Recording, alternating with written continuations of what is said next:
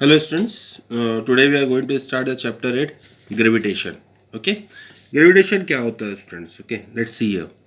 Gravitation is the force of attraction between any two bodies in the universe. Okay, it can be between Earth and you. It is between two bodies which have mass. It is attractive force. Students यहाँ देखेंगे दो bodies, मान लो this one is your one of the body and this is second body.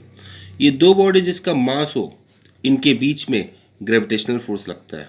ठीक है, gravitational force लगता है और ये हमेशा अट्रैक्टिव फोर्स लगता रहता है students. It is attractive force. Heavier body is going to pull the lighter body. Okay, heavier body हमेशा क्या करती है स्टूडेंट्स? लाइटर बॉडी को अपनी तरफ खींचती है. तो ग्रेविटेशन इज द फोर्स. ठीक है, attraction between any two bodies which have मास, ऐसा भी लिख सकते हो आप. ये दो बॉडी के बीच का फोर्स है जिसके पास क्या है? मास है. ये अर्थ और ये हो सकता है, दो अलग अलग बॉडी हो सकती है. आप और टेबल हो सकते हैं, आप और आपके फ्रेंड हो सकता है. बट आप एक क्वेश्चन सोच रहे होगे कि जब अर्थ और मेरे के बीच में रहते हैं तभी अर्थ अपने को खींचती है, बट जब आप और आपका फ्रेंड के बीच में जो ग्रेविटेशनल फोर्स है तो ना ही आपका फ्रेंड आपको खींच रहा है और ना ही आप उसको खींच रहे हो. इसका मतलब इसलिए ये है स्टूडेंट्स कि दोनों में अट्रैक्टिव फोर्स है बट दोनों का मास ऑलमोस्ट बराबर है स्टूडेंट्स. तो कोई भी किसी को ज़्यादा फोर्स के साथ नहीं खींच पा रहा है. बट जब अपन अर्थ और अपनी बात करें तो अर्थ का मास बहुत ज़्यादा है स्टूडेंट्स. अर्थ का मास बहुत ज़्यादा और अपना मास क्या है? बहुत कम है. इसलिए जो अर्थ का अट्रैक्टिव फोर्स होता है वो बहुत ज़्यादा हो जाता है एज कम्पेयर टू आवर मास. ठीक है, इसलिए अपन जब जंप करते हैं तो अर्थ अपने को पुल कर लेता है.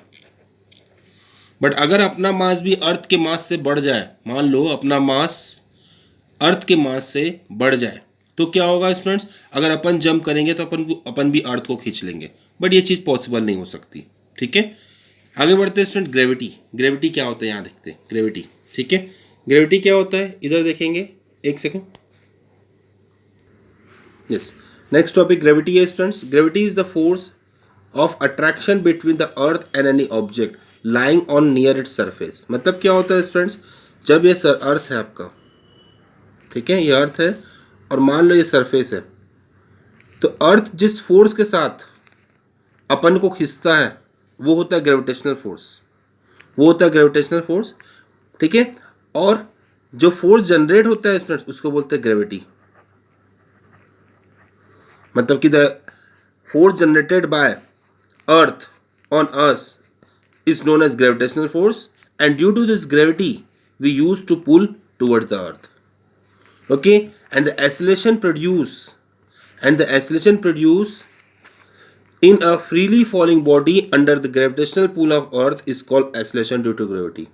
Students यहाँ देखेंगे, जैसे फॉर एग्जाम्पल आप ये एक बॉडी है, इसको आप खींच रहे हो. ठीक है, इसको आप खींच रहे हो, ऐसा खींच रहे हो, समझ लो ऐसा खींच रहे हो, तो ये बॉडी इसकी तरफ खींची आ जाएगी. तो ये बॉडी जब इसकी तरफ खींची आ जाएगी तो एक्सेलरेशन लेके आएगी. वैसे ही जब अर्थ अपने को खींचती है, वैसे ही जैसे कि अपन को अर्थ जब अपने को खींचती है तो अपन भी इस बॉडी के इस अर्थ की तरफ, ठीक है, खींचे चले जाते हैं.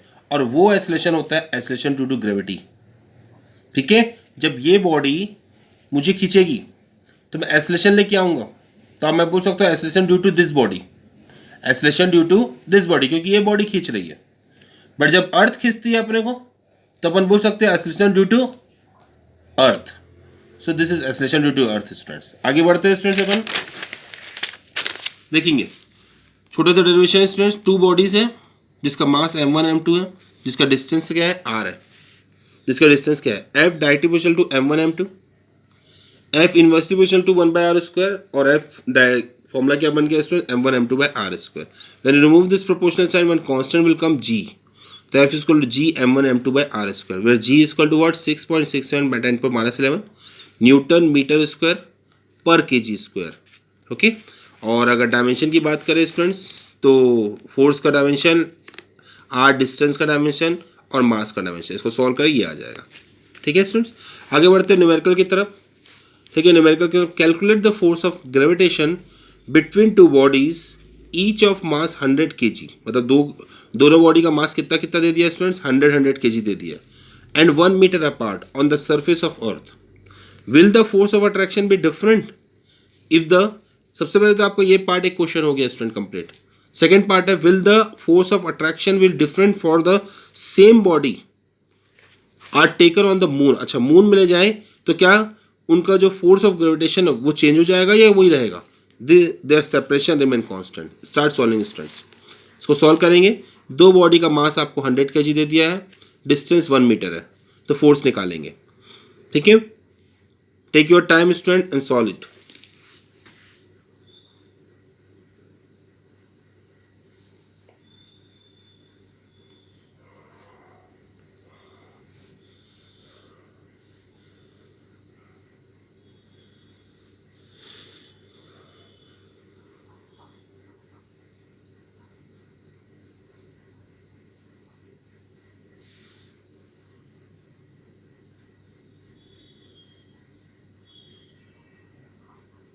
You can continue students, you can pause the video. Okay, we are moving ahead. Okay, you can pause the video if your answer has not came. Okay, look at here students. Okay, see here. हाँ, ये दो body था आपका students जिसका मास 1 metre था। ये force, इसको force को सॉल्व करते करते देखो जी की वैल्यू 100 इंटू 10/1 का स्क्वायर, सॉल्व करते आपका आंसर आ गया स्टूडेंट 6.6×10⁻⁷ न्यूटन। ये आपका आंसर है स्टूडेंट्स। और दूसरा पार्ट बोलता है कि अगर यही बॉडी को मून में ले जाए तो क्या उनका ग्रेविटेशनल फोर्स चेंज होगा? तो आंसर है नो स्टूडेंट्स, क्योंकि आपने जो फॉर्मूला लगाया स्टूडेंट्स F=G m1m2/r², इस पे देखेंगे जो मून में ले गया तो ये तो यूनिवर्सल कांस्टेंट है स्टूडेंट्स, ये पूरे यूनिवर्स में जी की वैल्यू सेम रहेगी, और मास तो फंडामेंटल क्वांटिटीज है, ये भी सब जगह पूरे यूनिवर्स में सेम रहेगा। और सेपरेशन जो चेंज होना था वो भी बोल दिया कि सेपरेशन चेंज नहीं हो रहा है, तो स्टूडेंट्स फोर्स वही रहेगा। मून में ले जाने में स्मॉल जी चेंज होता है स्टूडेंट्स। नेक्स्ट न्यूमेरिकल देखते हैं आप। 3 equal mass, okay, 3 equal masses of m kg each are fixed at the vertices of an equilateral triangle। अच्छा, ये इक्विलेटरल ट्रायंगल है स्टूडेंट्स, वर्टिसेस में कितना कितना मास है, m m m as shown। What is the force acting on a mass 2m? अच्छा 2m कहाँ पर है, सेंट्रॉइड में स्टूडेंट्स, ये यहाँ पर 2m का मास यहाँ पर है ऑफ द ट्राइंगल। दूसरा है what is the force if the mass at the vertices a is double. अच्छा, जो a का मास है स्टूडेंट्स वो डबल हो जाए, 2m हो जाए, तो सेकेंड पार्ट हो जाएगा students. Take AG BG CG equal to 1 metre, मतलब ये पूरा डिस्टेंस आपको कितना लेना है स्टूडेंट्स, AG BG और CG को 1 मीटर दिया हुआ है students. Okay, now you can start solving students. Okay, यहाँ देखेंगे स्टूडेंट्स जो ग्रेविटेशनल फोर्स है, ग्रेविटेशनल फोर्स की एक लिमिट है स्टूडेंट्स। क्या लिमिट है? It is this force is only for 2 body, this force is only for 2 bodies, 2 force है। बट यहाँ पर तो देखो कितनी बॉडीज है, 1 2 3 4, तो आप पहले ये दोनों का फोर्स निकालेंगे विद डायरेक्शन, ये दोनों का फोर्स निकालेंगे विद डायरेक्शन, और ये दोनों का फोर्स निकालेंगे विद डायरेक्शन। जैसे इसका फोर्स का क्या रहेगा स्टूडेंट्स, इस अब ऊपर रहेगा F=G m2m अपॉन इस ये 1 का स्क्वायर, और इसका डायरेक्शन क्या रहेगा, J, क्योंकि वी आर टेकिंग I हो ये, J हो ये एंड K हो ये। वैसे सेम इसका जब करेंगे स्टूडेंट्स तो क्या होगा, F=G2m इंटू m अपॉन 1 का स्क्वायर। बट इसका डिस्टेंस क्या रहेगा स्टूडेंट्स, यहाँ रहेगा, इसका डिस्टेंस क्या रहेगा, यहाँ रहेगा, जो कि 30 इक्विलेटरल ट्रायंगल है तो 60 डिग्री रहता है, तो ये 30 हो गया। अब इसको देखो स्टूडेंट्स, ये 2 कंपोनेंट में बढ़ जाएगा, इसकी डिस्टेंस कैसे कैसे बढ़ जाएगा स्टूडेंट्स, यू कैन सी हो ये, दिस इज I cos 30, और इसका नीचे जो कंपोनेंट जाएगा वो क्या हो जाएगा, -j sin 30। Again you can see student this is a resultant, you just take a resultant, ये रिजल्टेंट आपको निकालना है। तो इस रिजल्टेंट को मैं कैसे लिख सकता हूँ, इस रिजल्टेंट का डायरेक्शन को कैसे लिख सकता हूँ, ये तो मुझे पता है।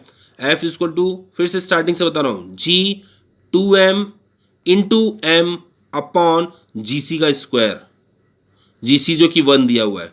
अब डायरेक्शन लिखूंगा तो इसका डायरेक्शन कैसे हो जाएगा स्टूडेंट, इसका डायरेक्शन ये स्प्लिट हो गया, कंपोनेंट प्रॉपर्टी से, ठीक है। इधर होगा तो क्या होगा, cos 30, क्योंकि एंगल साइड cos 30 होता है, तो इधर क्या हो गया I cos 30, और इसका जो नीचे जाएगा वो क्या होगा स्टूडेंट, ऊपर अगर j है तो नीचे क्या हो गया माइनस j sin 30। ऐसे बनाएंगे स्टूडेंट्स, इसमें भी वैसे ही करना है और फिर आपको सॉल्व करना है।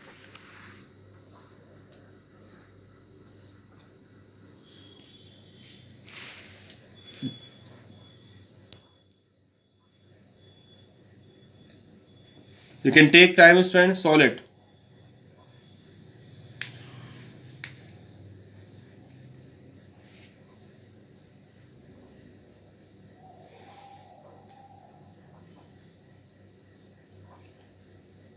Solution will appear in the next video. Okay? आप इसको सॉल्व करें स्टूडेंट्स।